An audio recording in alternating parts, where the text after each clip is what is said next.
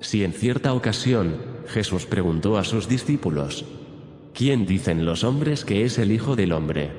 Ellos dijeron: unos, Juan el Bautista, otros, Elías, y otros, Jeremías, o alguno de los profetas. Mateo 16:13-14. Pero Pedro respondió: Tú eres el Cristo, el Hijo del Dios viviente. Luego Jesús prosiguió: Tú eres Pedro, y sobre esta roca edificaré mi iglesia, y las puertas del Hades no prevalecerán contra ella. Aquí Jesús dijo claramente que él edificaría una iglesia, que en el idioma griego significa simplemente un grupo de personas, y no es un grupo gentío o iglesia cualquiera, sino que Jesucristo la llamó mi iglesia. En el Nuevo Testamento Dios indica repetidas veces que su pueblo, su iglesia, sería numéricamente pequeña en esta era, y que muchas veces sufriría persecución. Dijo: No me elegisteis vosotros a mí, sino que yo os elegí a vosotros. Si fuerais del mundo, el mundo amaría lo suyo, pero porque no sois del mundo, antes yo os elegí del mundo, por eso el mundo os aborrece. Juan 15:16-19. Donde quiera que esté, es obvio que el pueblo de Dios no tiene verdadera cabida en este mundo y su sociedad, pues Jesús también dijo: Si a mí me han perseguido, también a vosotros os perseguirán. Llamó a los suyos una manada pequeña. Lucas 12:32, y les advirtió: Entrad por la puerta estrecha, porque ancha es la puerta, y espacioso el camino que lleva a la perdición, y muchos son los que entran por ella, porque estrecha es la puerta, y angosto el camino que lleva a la vida, y pocos son los que la hallan. Mateo 7:13-14. Recordemos que son pocos los que entran por la puerta estrecha. Pocos son los que comprenden, y forman parte de la verdadera iglesia de Dios. Notemos estas palabras: no todo el que me dice, Señor, Señor, entrará en el reino de los cielos, sino el que hace la voluntad de mi Padre que está en los cielos. Mateo 7:21. Jesús dijo claramente que su pueblo es un pueblo obediente a la voluntad del Padre. Es un pueblo que hace lo que Dios el Padre ordena. Ahora veamos cómo lo anterior se aplica directamente a la iglesia verdadera. En todo el Nuevo Testamento, la palabra mujer se usa como símbolo de una iglesia. En 2 Corintios 11 2.1-2, la verdadera iglesia aparece como la esposa de Cristo. Apocalipsis 17 se refiere a la gran iglesia falsa como una ramera, V1, y como una mujer, V3, sentada sobre una bestia de color escarlata. Casi todos los estudiosos de la Biblia reconocen que la mujer de Apocalipsis 12 es la verdadera iglesia. La persigue un dragón, identificado en el versículo 9 como Satanás el diablo. Aunque los miembros fieles son guiados a un lugar de seguridad, en el versículo 17 vemos al diablo peleando contra el resto de la iglesia verdadera, los que quedan atrás. En Apocalipsis 14:12, Dios describe a su pueblo fiel como los que guardan los mandamientos de Dios y la fe de Jesús. Esta es la gente, según indica Dios, que recibirá protección cuando venga, dentro de poco, la gran tribulación y enseguida, una serie de plagas devastadoras. ¿Acaso da igual que adoremos a Dios de una manera o de otra? Usted puede creer que le rinde culto en la iglesia de su elección, o bien puede seguir las ideas de sus parientes, amigos y asociados. Estarán ellos allí para protegerlo en los tiempos turbulentos que se avecinan. Y lo que es aún más importante, estarán ellos allí para salvarlo en el día del juicio de Dios. ¿Por qué no comprobar por sí mismo que la Biblia es la revelación inspirada del Creador, la verdad espiritual fundamental que de otro modo sería inaccesible para la humanidad? ¿Por qué no examinar lo que dice la palabra de Dios, es decir, la Biblia, acerca de la iglesia de Dios y dónde se encuentra? LAS, señales de identidad. Y ya hemos visto que Cristo prometió edificar su iglesia. Hemos encontrado que la Biblia la describe como una iglesia pequeña y perseguida, una que ciertamente no forma parte de la sociedad de este mundo. Es una iglesia que hace la voluntad de Dios Padre y que guarda los 10 mandamientos como su camino de vida fundamental. Ahora bien, muchas iglesias son pequeñas. Muchas son perseguidas, algunas de ellas parecen incitar deliberadamente a otros y se acarrean ellas mismas una persecución innecesaria. Si sufren a manos de otros, no es a causa de un mensaje bíblico sino por su falta de previsión y su empeño en imponer sus ideas religiosas a los demás. Muchos grupos religiosos pequeños y no ortodoxos piensan sinceramente que no son parte de este mundo. Algunos adoptan un vestuario distintivo sombrero negro, ropa sencilla y sin adorno o ropa interior especial, para convencerse y convencer a los demás de que no son parte del mundo. Sin embargo, el ser pequeño, a veces perseguido y ajeno a la sociedad de este mundo son principios que se pueden aplicar de maneras un tanto extrañas.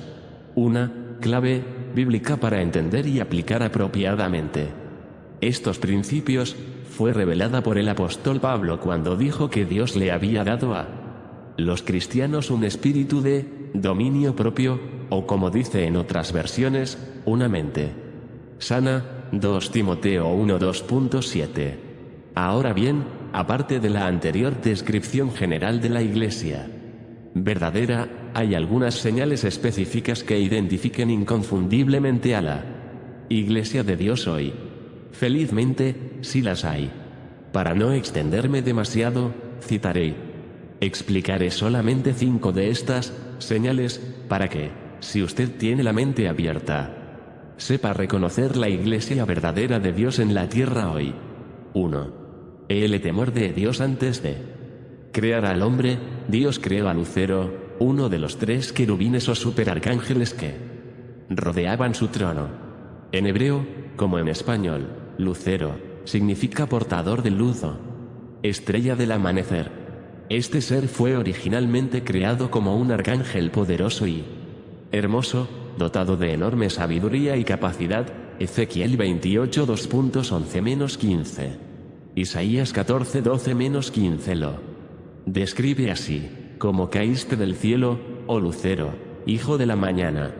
Cortado fuiste por tierra, tú que debilitabas a las naciones. Tú que decías en tu corazón, subiré al cielo. En lo alto, junto a las estrellas de Dios, levantaré mi trono, y en el monte del testimonio me sentaré, a los lados del norte, sobre las alturas de las nubes subiré, y seré semejante al Altísimo. Mas tú derribado eres hasta el Seol, a los lados del abismo. Casi todos los teólogos concuerdan en que este pasaje y otros señalan claramente cómo la habilidad y la hermosura de Lucero despertaron en él un gran orgullo.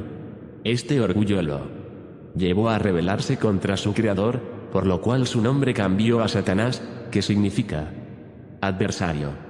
Así, Satanás se convirtió en el principal enemigo de Dios. Dios señala en muchos pasajes de la Biblia su decisión de no dar cabida en su reino a nadie que sea un adversario en potencia, un Satanás en potencia. ¿No haría usted lo mismo? Todos debemos reconocer la importancia que esto tiene para Dios. Dios desea que haya unidad y paz en su reino y en su familia de seres guiados por su espíritu.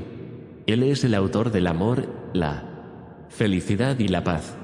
Todo el que sea un rebelde en potencia podría llegar a destruir esa paz.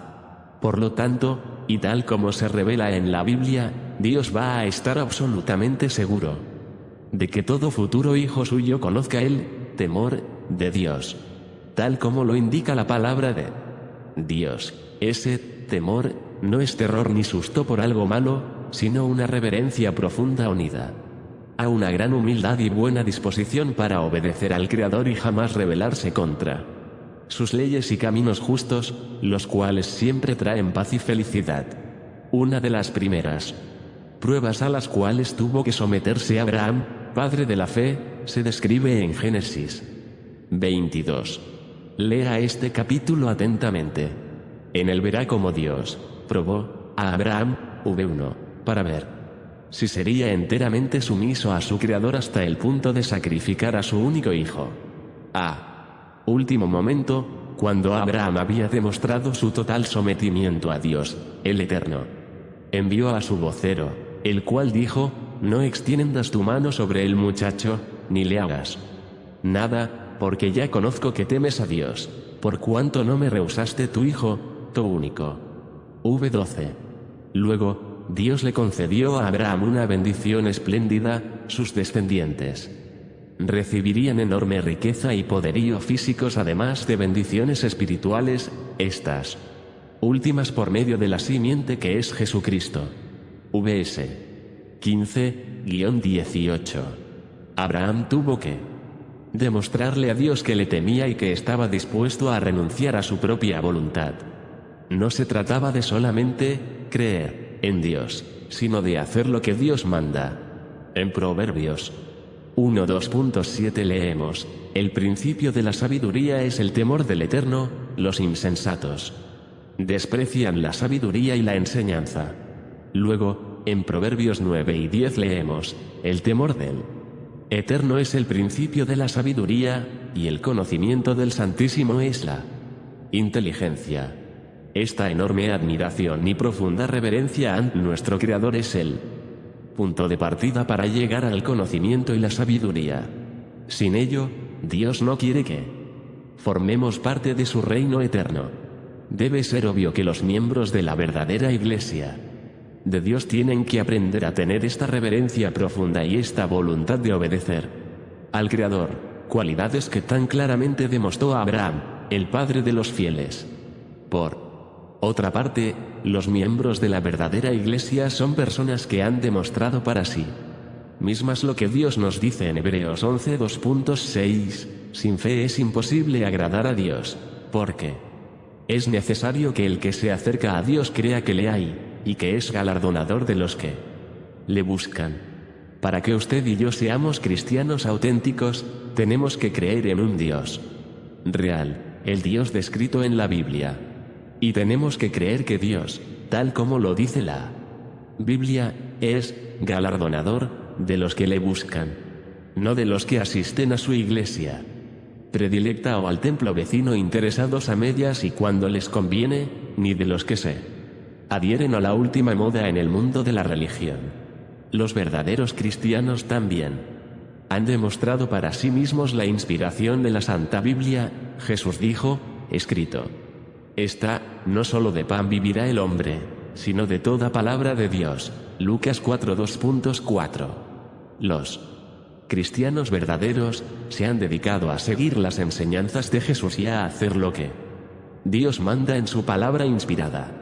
Comprenden que Dios se revela, no por medio de la imaginación humana sino por medio de su palabra. Comprenden y responden a 2 Timoteo 3:16-17, toda la Escritura es inspirada por Dios, y útil para enseñar, para redarguir, para corregir, para instruir en justicia, a fin de que el hombre de Dios sea perfecto, enteramente preparado para toda buena obra. Las Sagradas Escrituras, tal como Dios lo dice en el versículo citado, están no solamente para darnos ánimo, sino para redarguir, o sea, para amonestar, para corregir y para instruir en justicia. La verdadera Iglesia de Dios debe basar totalmente sus creencias en la palabra inspirada de Dios. Debe aceptar al verdadero Cristo revelado en la Biblia como Salvador y Señor, aquel a quien debemos obediencia. Ahora bien, los que no cumplen lo anterior se han ideado centenares de grupos religiosos diferentes, todos en competencia, cada uno con sus propias doctrinas, prácticas y conceptos de lo que es Dios.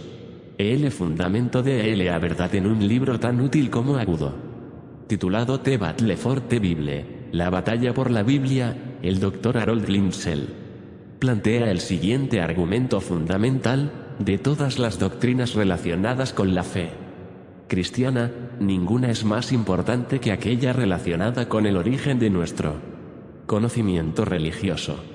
Para todo el que profese la fe cristiana, la pregunta fundamental es: ¿de dónde provienen los conocimientos sobre los cuales se basa mi fe? Las respuestas a tales preguntas varían, desde luego, mas para el cristiano, la respuesta siempre conduce a la Biblia. Al final de cuentas, la única fuente real y fidedigna para el cristiano es el libro que llamamos la Biblia, página 17, el énfasis es nuestro. Ojalá todos lean esta cita y respondan fervorosamente: así es, porque esto es de vital importancia para el verdadero cristianismo. Y es una clave esencial que debe formar parte de las enseñanzas y prácticas de toda iglesia que diga ser la verdadera iglesia de Dios. Repito, el verdadero pueblo de Dios son aquellos que se dedican a hacer lo que la Biblia dice. Obedecen la palabra de Dios, aunque les acarree problemas e incluso persecución grave. Todos sabemos cómo los primeros cristianos ponían en juego su propia vida al seguir a Jesús y sus apóstoles. Los perseguían, los martirizaban, con frecuencia los acosaban hasta el punto de hacerles perder el trabajo, abandonar su ciudad y aún distanciarse de su familia. Como hemos visto, Jesucristo dijo a todos cuantos pretendían seguirle: si alguno viene a mí, y no aborrece a su padre, y madre, y mujer, e hijos, y hermanos, y hermanas, y aún también su propia vida, no puede ser mi discípulo. Y el que no lleva su cruz y viene en pos de mí, no puede ser mi discípulo. Lucas 14, 26-17. Cuando desafiaron al apóstol Pedro, preguntándole qué poder era el que sanaba a un hombre lisiado, el apóstol respondió con valentía: sea notorio a todos vosotros, y a todo el pueblo de Israel, que en el nombre de Jesucristo de Nazaret, a quien vosotros crucificasteis y a quien Dios resucitó de los muertos, por él este hombre está en vuestra presencia sano.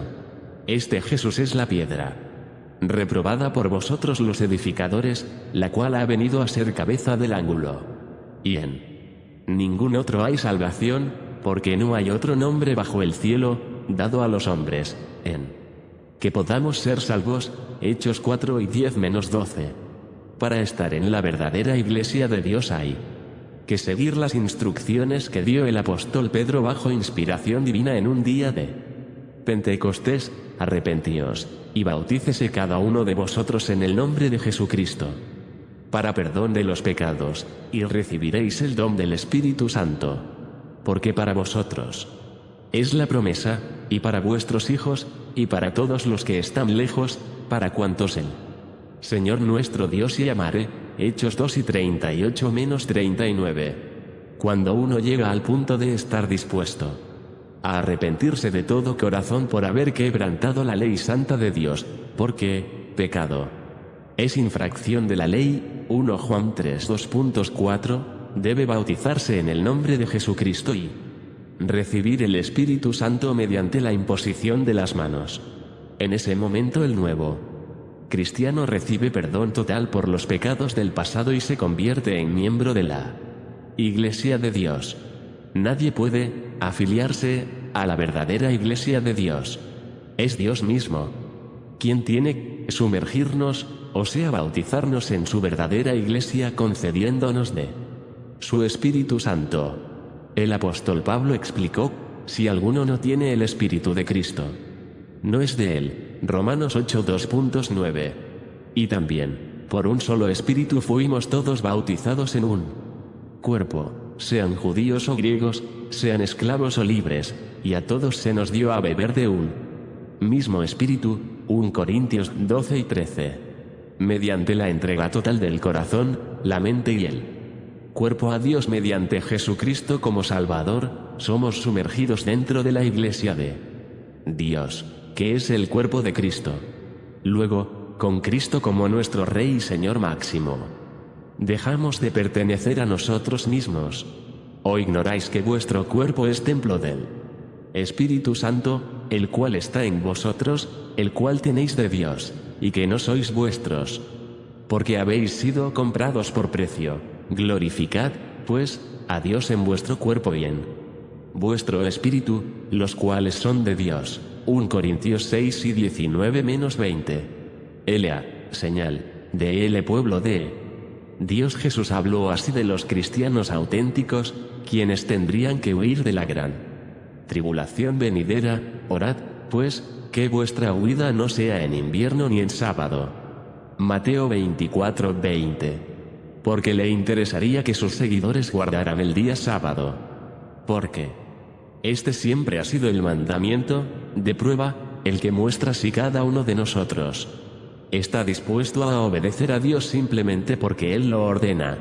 Al mismo tiempo, este mandamiento señala hacia el Dios verdadero, creador de los cielos y la tierra. Jesús guardaba el día sábado. La palabra original es Sabbat, conforme a su costumbre. Lucas 4 y 16. También el apóstol a los gentiles predicaba y celebraba servicios religiosos el día sábado. Hechos 17:2.2. En el Antiguo Testamento Dios celebró con su pueblo un pacto especial del sábado. Tú hablarás a los hijos de Israel, diciendo, en verdad vosotros guardaréis mis días sábados, porque es señal entre mí y vosotros por vuestras generaciones, para que sepáis que yo soy el Eterno que os santifico. Así que guardaréis el día sábado. Santo es a vosotros. El que lo profanare, de cierto morirá, porque cualquiera que hiciere obra alguna en él, aquella persona será cortada de en medio de su pueblo. 6 días se trabajará, mas el día séptimo es sábado consagrado al Eterno. Cualquiera que trabaje en el día sábado, ciertamente morirá. Guardarán, pues, el día sábado los hijos de Israel, celebrándolo por sus generaciones por pacto perpetuo. Señal es para siempre entre mí y los hijos de Israel, porque en 6 días hizo el Eterno los cielos y la tierra, y en el séptimo día cesó y reposó. Éxodo 31 2.13-17. Para aprender más sobre el verdadero día de reposo y su significado, pida nuestra publicación gratuita, ¿Cuál es el día de reposo cristiano? Además del sábado semanal, Dios le dio a su pueblo 7 sábados o días santos anuales. Estas fiestas espirituales de regocijo señalan y representan el gran plan divino de salvación. Quienes no las guardan, no comprenden el maravilloso plan y propósito que Dios tiene para nosotros. Ignoran, por ejemplo, por qué Dios se abstiene de salvar a todo el mundo ahora. Ignoran también el momento dentro del plan maestro de Dios en el cual todos los seres humanos que alguna vez hayan vivido recibirán comprensión real de la palabra divina y del cristianismo auténtico, y que la vasta mayoría responderán. Una de las fiestas espirituales es la Pascua. La mayoría de las iglesias han cambiado el momento y la manera de guardarla, llegando incluso a llamarla la Cena del Señor, la Eucaristía o la Pascua de Resurrección. Jesús la guardó como la Pascua. Lucas 22:15-20. El apóstol Pablo guardaba la Pascua así como los días de panes sin levadura que la acompañan. 1 Corintios 5 2.7-8. El Cordero Pascual de la antigua Israel representaba la muerte de Jesucristo, el Cordero de Dios, por nuestros pecados. Justo después de la Pascua se celebraban los días de panes sin levadura. Al sacar la levadura de su casa, el cristiano refleja el hecho de sacar el pecado de su vida y de crecer en gracia y conocimiento, que constituye el siguiente paso luego de aceptar el sacrificio de Cristo. El apóstol Pablo le enseñó a la iglesia en Corinto la manera de guardar esta fiesta. Así que celebremos la fiesta, no con la vieja levadura, ni con la levadura de malicia y de maldad, sino con panes sin levadura, de sinceridad y de verdad. 1 Corintios 5 2.8. Tomemos nota, este mandato es del Nuevo Testamento, dado no a los judíos sino a una iglesia compuesta mayormente por gentiles, y dice que guardemos esta fiesta dada por Dios, tal como la guardaba en Jesucristo, los apóstoles y todos los primeros cristianos. Para recibir una explicación completa de estos días y su significado, solicite nuestra publicación gratuita, titulada Las Fiestas Santas, Plan Maestro de Dios. El punto es que estos días santos o sábados anuales también son parte de la señal que identifica al pueblo de Dios. Veamos lo que afirma Dios claramente respecto de los días de panes sin levadura: te será como una señal sobre tu mano y como un memorial delante de tus ojos, para que la ley del Eterno esté en tu boca. Éxodo 13 2.9.